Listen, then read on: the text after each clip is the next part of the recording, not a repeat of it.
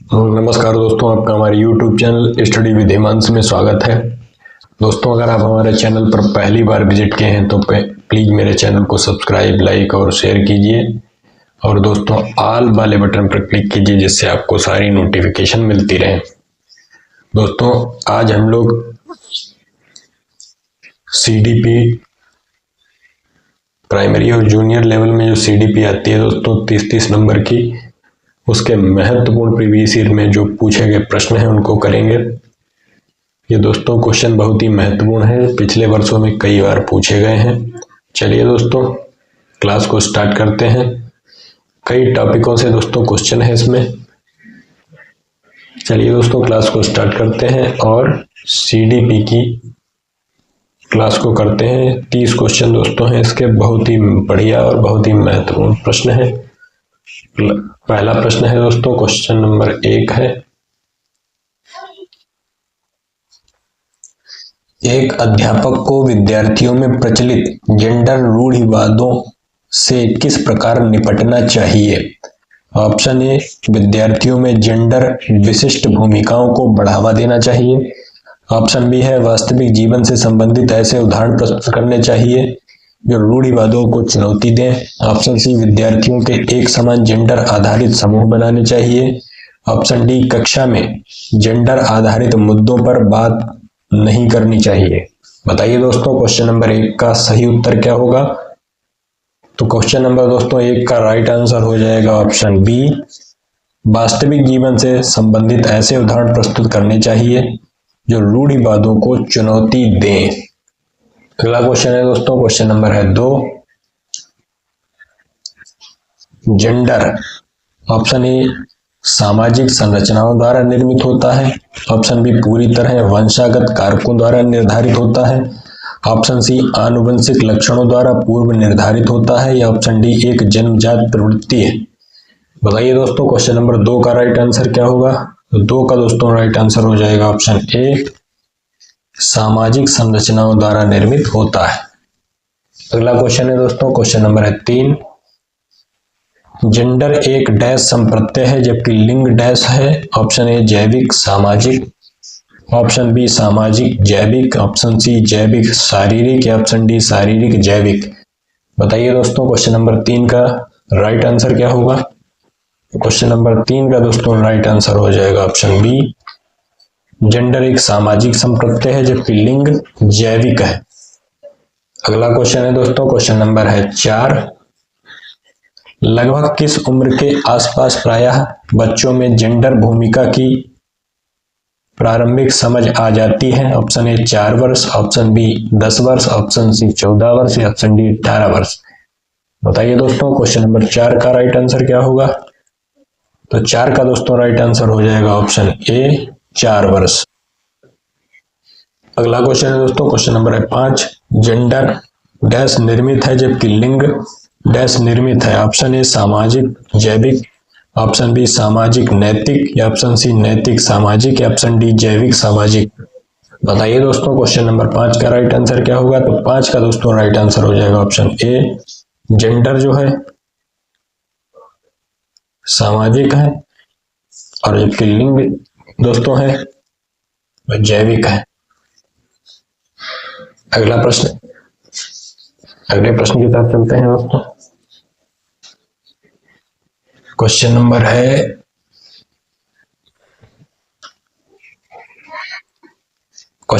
है दोस्तों 6, एक प्रश्न उत्तर सत्र के दौरान एक अध्यापक केवल लड़कों को ही अपने भ्रम व प्रश्न पूछने के अवसर दे रहा है, यह सीधे प्रतिनिधित्व करता है? ऑप्शन ए, जेंडर सशक्तिकरण। ऑप्शन बी, जेंडर समानता। ऑप्शन सी, जेंडर पक्षपात। या ऑप्शन डी, जेंडर समतुल्यता। बताइए दोस्तों क्वेश्चन नंबर 6 का राइट आंसर क्या होगा? 6 का दोस्तों राइट आंसर हो जाएगा ऑप्शन सी, जेंडर पक्षपात। अगला क्वेश्चन है दोस्तों, क्वेश्चन नंबर है 7, 5 साल की वैशाली ने अपनी माँ से कहा, माँ मुझे अमित की तरह फुटबॉल चाहिए। वैशाली को जवाब देते हुए उसकी माँ ने कहा, फुटबॉल से तो केवल लड़के खेलते हैं, मैं तुम्हारे लिए एक छोटी सी प्यारी गुड़िया लाऊंगी। माँ का जवाब क्या दिखाता है? ऑप्शन ए जेंडर भूमिका में लचीलापन, ऑप्शन बी लिंग समता, या ऑप्शन सी लिंग रूढ़िबद्धता, या ऑप्शन डी लिंग प्रासंगिकता। बताइए दोस्तों क्वेश्चन नंबर 7 का राइट आंसर क्या होगा? तो 7 का दोस्तों राइट आंसर हो जाएगा ऑप्शन सी लिंग रूढ़िबद्धता। अगला प्रश्न है दोस्तों प्रश्न नंबर 8, लड़के हमेशा यंत्र विज्ञान में अच्छे होते हैं और लड़कियां कढ़ाई करने में, यह कथन क्या दर्शाता है? ऑप्शन ए जेंडर समता, ऑप्शन बी जेंडर समानता, या ऑप्शन डी जेंडर अनुरूपता, या ऑप्शन डी जेंडर रूढ़िवादिता। बताइए दोस्तों क्वेश्चन नंबर 8 का राइट आंसर क्या होगा? तो क्वेश्चन नंबर 8 का दोस्तों राइट आंसर हो जाएगा ऑप्शन डी जेंडर रूढ़िवादिता। अगला क्वेश्चन है दोस्तों क्वेश्चन नंबर है 9। क्वेश्चन नंबर 9 है दोस्तों, मोहन ने घर व समाज में लड़कों की भूमिका को देखते हुए स्कूल में आयोजित एक कार्यक्रम में लड़की की भूमिका को यह कहकर निभाने से इनकार कर दिया कि वह एक लड़का है, इसलिए वह एक लड़की की ड्रेस नहीं पहनेगा। यह क्या दर्शाता है? ऑप्शन ए जेंडर भूमिका में लचीलापन, ऑप्शन बी है जेंडर समानता, ऑप्शन सी है जेंडर गतिशीलता, या ऑप्शन डी है जेंडर प्रारूप। बताइए दोस्तों क्वेश्चन नंबर 9 का राइट आंसर क्या होगा? तो 9 का दोस्तों राइट आंसर हो जाएगा ऑप्शन डी जेंडर प्रारूप। अगला क्वेश्चन देखते हैं दोस्तों। अगला क्वेश्चन नंबर है 10। क्वेश्चन नंबर 10 है दोस्तों, विभिन्न जेंडर के व्यवहार के बारे में पूर्व कल्पित सामान्यीकरण क्या कहलाते हैं? ऑप्शन ए जेंडर प्रारूप, ऑप्शन बी जेंडर रूढ़िवादिता, ऑप्शन सी जेंडर भेदभाव, या ऑप्शन डी जेंडर पहचान। बताइए दोस्तों क्वेश्चन नंबर 10 का राइट आंसर क्या होगा? 10 का दोस्तों राइट आंसर हो जाएगा ऑप्शन बी जेंडर रूढ़िवादिता। अगला क्वेश्चन है दोस्तों क्वेश्चन नंबर 11, बच्चे समय की एक विशिष्ट अवधि तक बहुत सरलता के साथ भाषा सीखते हैं क्योंकि उस अवधि में वे पर्यावरणीय प्रभावों के साथ प्रतिक्रिया करते हैं। इस अवधि को विकास की किस अवधि के रूप में जाना जाएगा? ऑप्शन ए संवेदनशील, ऑप्शन बी क्षेत्रीय, ऑप्शन सी विशिष्ट, या ऑप्शन डी अप्रतिक्रियात्मक। बताइए दोस्तों क्वेश्चन नंबर 11 का राइट आंसर क्या होगा? तो 11 का दोस्तों राइट आंसर हो जाएगा ऑप्शन ए संवेदनशील। अगला क्वेश्चन है दोस्तों क्वेश्चन नंबर 12, अभिकथन ए, राष्ट्रीय शिक्षा नीति 2020 के अनुसार 5वीं तक के सभी बच्चों को उनकी मातृभाषा में शिक्षा दी जानी चाहिए। कारण आ रहे छोटे बच्चे अपनी मातृभाषा में सार्थक अवधारणाओं को अधिक तेजी से सीखते व समझते हैं। ऑप्शन ए है ए और आर दोनों सही हैं और आर ए की सही व्याख्या करता है। ऑप्शन बी है ए और आर दोनों सही है लेकिन आर ए की सही व्याख्या नहीं है। ऑप्शन सी है ए सही है लेकिन आर गलत है। ऑप्शन डी ए और आर दोनों गलत है। बताइए दोस्तों क्वेश्चन नंबर 12 का राइट आंसर क्या होगा? तो 12 का दोस्तों राइट आंसर हो जाएगा ऑप्शन ए और आर दोनों सही हैं और आर ए की सही व्याख्या करता है। अगला क्वेश्चन है दोस्तों क्वेश्चन नंबर 13। क्वेश्चन नंबर 13 है दोस्तों, अंग्रेजी विषय की एक शिक्षिका सरिता ने यह देखा कि कक्षा में जो पढ़ाती है उसे सीखने के स्तर पर विद्यार्थी विभिन्नताएं दिखाते हैं, इसलिए सरिता को चाहिए कि वह ऑप्शन ए शिक्षण के एक समान तरीके का पालन करे ताकि सीखने में व्यक्तिगत अंतर कम हो। चलिए दोस्तों अगला ऑप्शन देखते हैं।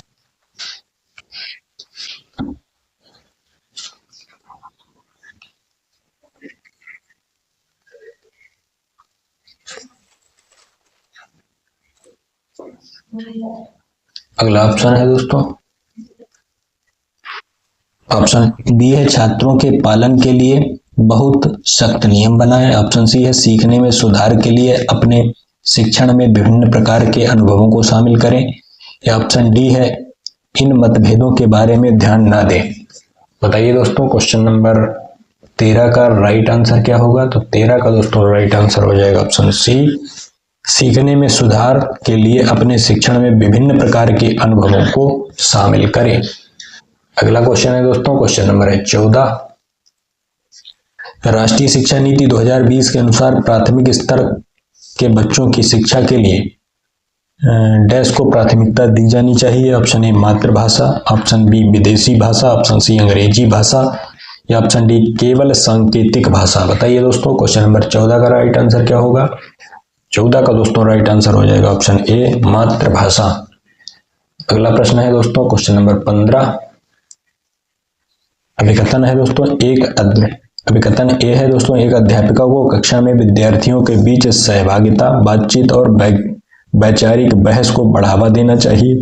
कारण आर है, बच्चे सामाजिक अंतःक्रिया द्वारा अपने वातावरण के बारे में अर्थ सृजन में सक्षम होते हैं। सही विकल्प को चुनिए, सही विकल्प को चुनना है। ऑप्शन ए है, ए और आर दोनों सही है। आर ए की सही व्याख्या करता है। ऑप्शन बी है, ए और आर दोनों सही हैं लेकिन आर ए की सही व्याख्या नहीं है। ऑप्शन सी है, ए सही है लेकिन आर गलत, या ऑप्शन डी ए और आर दोनों सही है। बताइए दोस्तों, क्वेश्चन नंबर 15 का राइट आंसर क्या होगा? 15 का दोस्तों राइट आंसर हो जाएगा ऑप्शन ए और आर दोनों सही हैं। आर ए की सही व्याख्या करता है। अगला प्रश्न है दोस्तों, क्वेश्चन नंबर 16। क्वेश्चन नंबर 16 है दोस्तों, अपने विचारों का मौखिकीकरण जेम्स को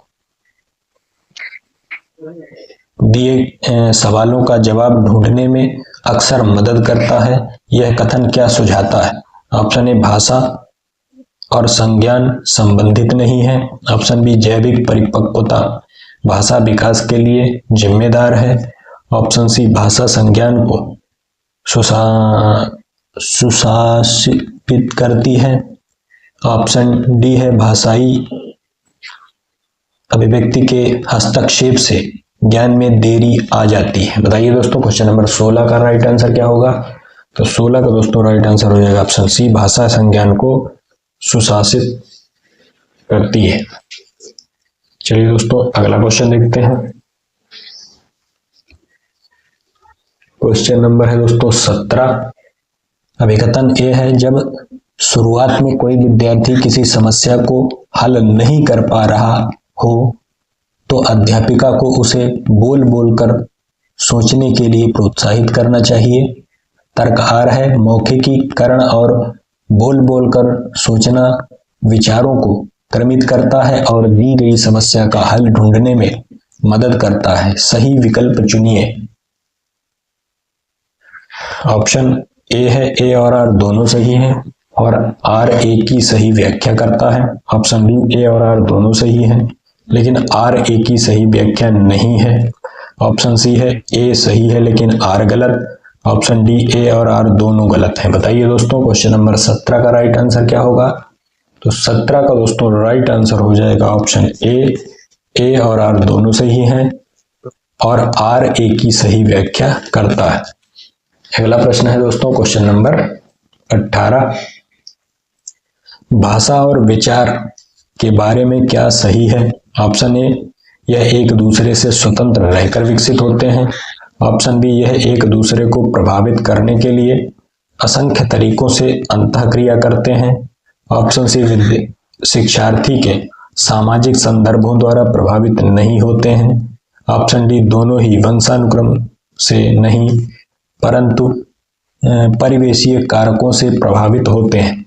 बताइए दोस्तों, क्वेश्चन नंबर 18 का राइट आंसर क्या होगा? तो 18 का दोस्तों राइट आंसर ऑप्शन बी, यह एक दूसरे को प्रभावित करने के लिए असंख्य तरीकों से अंतःक्रिया करते हैं।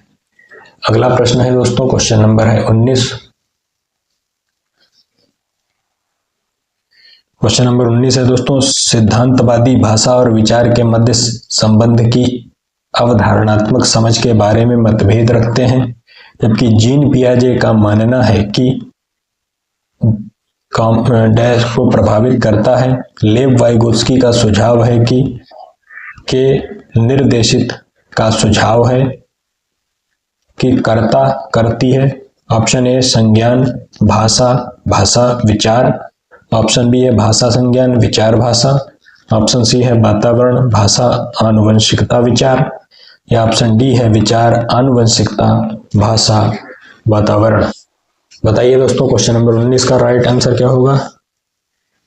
क्वेश्चन नंबर 19 का दोस्तों राइट आंसर हो जाएगा ऑप्शन ए, संज्ञान भाषा और भाषा विचार।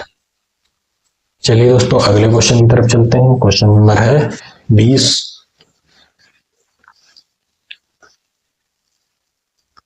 क्वेश्चन नंबर 20 है दोस्तों, भाषा और विचार के संदर्भ में निम्नलिखित में से कौन सा कथन सही है। ऑप्शन ए, जीन पियाजे ने प्रस्तावित किया है कि भाषा संज्ञान में सहायक होती है। ऑप्शन बी, लेव वाइगोत्स्की ने प्रस्तावित किया है कि भाषा का चिंतन पर कोई प्रभाव नहीं होता है।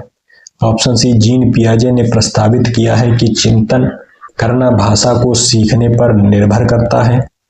ऑप्शन डी है, लेव वाइगोत्स्की ने प्रस्तावित किया है कि भाषा चिंतन को सुसाधित करती है। बताइए दोस्तों क्वेश्चन नंबर 20 का सही उत्तर क्या होगा। 20 का दोस्तों राइट आंसर हो जाएगा ऑप्शन डी, लेव वाइगोत्स्की ने प्रभावित किया है कि भाषा चिंतन को सुसाधित करती है। अगला प्रश्न है दोस्तों क्वेश्चन नंबर 21। लेव वाइगोत्स्की के अनुसार भाषा ऑप्शन ए चिंतन में बाधक है, ऑप्शन बी चिंतन को सुसाधित करती है, ऑप्शन सी चिंतन को सुसाधित करने में कोई भूमिका नहीं निभाती, या ऑप्शन डी का चिंतन पर बहुत कम प्रभाव होता है।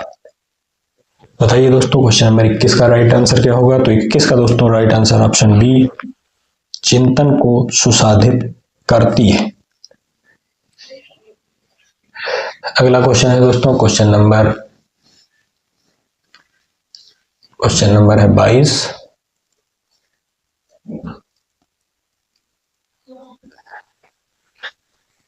अब एक कथन ए है, जब कोई विद्यार्थी किसी दिए गए प्रश्न का हल ढूंढने की प्रक्रिया से जूझ रहा है तो अध्यापक को उसे अपने विचार मौखिक तौर पर अभिव्यक्त करने के लिए प्रोत्साहित करना चाहिए।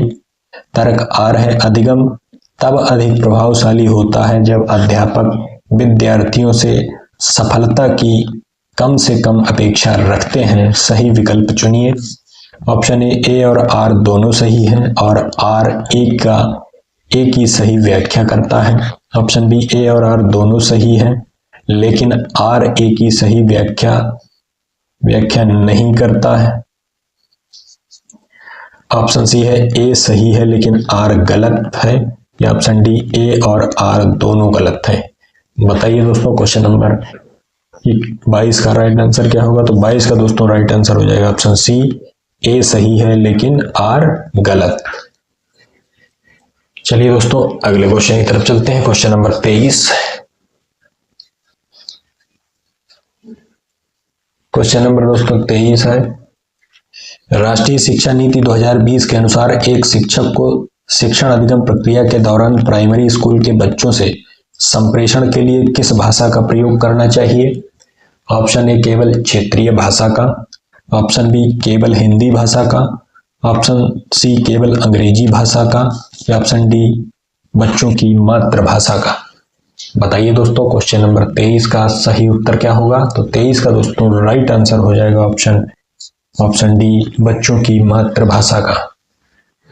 अगला प्रश्न है दोस्तों क्वेश्चन नंबर 24। जीन पियाजे के अनुसार वे क्रियाएं जिन्हें मानसिक स्तर पर निष्पादित और प्रतिलोमित किया जाता है कहलाती हैं। ऑप्शन ए, प्रकार्य, ऑप्शन बी, संतुलीकरण, ऑप्शन सी, आत्म केंद्रीयता, ऑप्शन डी, संक्रियाएं। बताइए दोस्तों क्वेश्चन नंबर 24 का राइट आंसर क्या होगा। क्वेश्चन नंबर 24 का दोस्तों राइट आंसर हो जाएगा ऑप्शन डी, संक्रियाएं। अगला प्रश्न है दोस्तों क्वेश्चन नंबर 25। एक प्राथमिक कक्षा कक्ष में शिक्षिकाओं को व्यक्तिगत वाकई खुद से बातचीत जो हमारी सोच और व्यवहार का मार्गदर्शन करती है। ऑप्शन ए, प्रोत्साहित करना चाहिए, ऑप्शन बी, हतोत्साहित करना चाहिए, ऑप्शन सी, नकारना चाहिए, या ऑप्शन बी के इस्तेमाल के लिए बच्चों को दंडित करना चाहिए।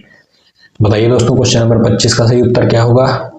तो 25 का दोस्तों सही उत्तर हो जाएगा ऑप्शन ए, प्रोत्साहित करना चाहिए। अगला प्रश्न है दोस्तों क्वेश्चन नंबर 26। किस आयु में बच्चे शब्दों के खेल में शामिल हो सकते हैं और ऐसे चुटकुलों और पहेलियों को पसंद कर सकते हैं जिनमें शब्दों का खेल शामिल हो। ऑप्शन ए 7 वर्ष, ऑप्शन बी 12 वर्ष, ऑप्शन सी 1 वर्ष या ऑप्शन डी 3 वर्ष। बताइए दोस्तों क्वेश्चन नंबर 26 का राइट आंसर क्या होगा? तो क्वेश्चन नंबर 26 का दोस्तों राइट आंसर हो जाएगा ऑप्शन ए 7 वर्ष।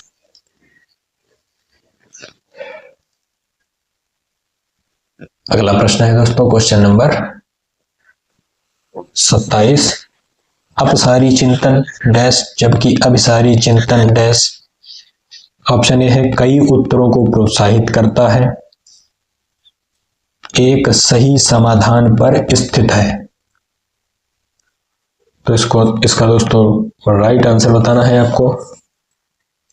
तो इसका राइट आंसर दोस्तों पहला ही हो जाएगा ऑप्शन ए, कई उत्तरों को प्रोत्साहित करता है अपसारी चिंतन, जबकि अभिसारी चिंतन एक सही समाधान पर ही स्थित है।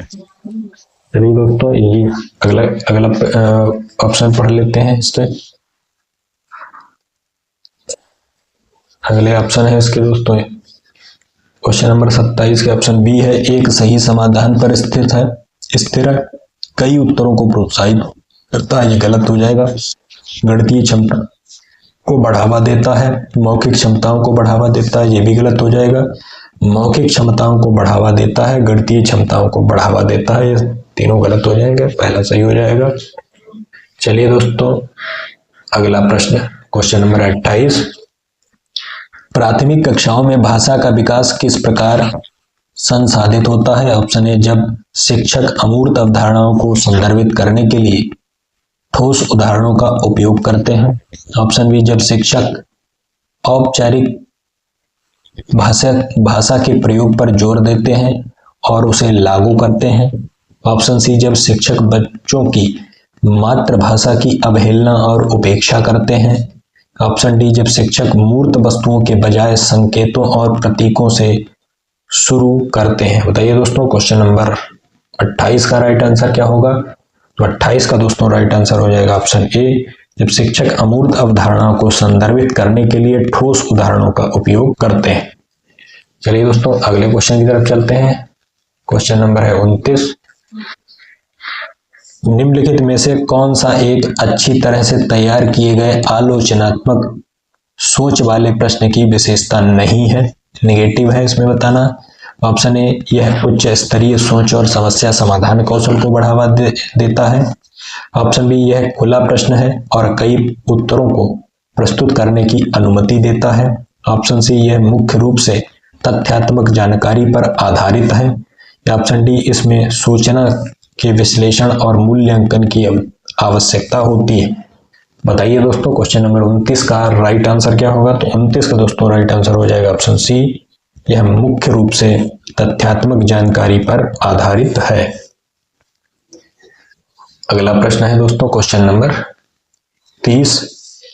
आज का लास्ट प्रश्न है दोस्तों। आलोचनात्मक सोच वाले प्रश्न पूछने का प्राथमिक उद्देश्य क्या है? ऑप्शन ए छात्रों को जानकारी याद रखने के लिए प्रोत्साहित करना। ऑप्शन बी छात्रों को प्रक्रियात्मक ज्ञान विकसित करने में सक्षम बनाना। ऑप्शन सी छात्रों के ज्ञान और समझ कौशल का आकलन करने के लिए। या ऑप्शन डी उच्च स्तरीय सोच और समस्या समाधान कौशल को बढ़ावा देना। बताइए दोस्तों क्वेश्चन नंबर 30 का राइट आंसर क्या होगा? क्वेश्चन नंबर 30 का दोस्तों राइट आंसर हो जाएगा ऑप्शन डी उच्च स्तरीय सोच और समस्या समाधान कौशल को बढ़ावा देना। चलिए दोस्तों आज की क्लास आपको कैसी लगी? क्लास अच्छी लगी हो तो मेरे चैनल को सब्सक्राइब जरूर कीजिएगा दोस्तों, लाइक और शेयर कीजिएगा। चलिए दोस्तों मिलते हैं अगली क्लास में, तब तक के लिए जय हिंद जय भारत।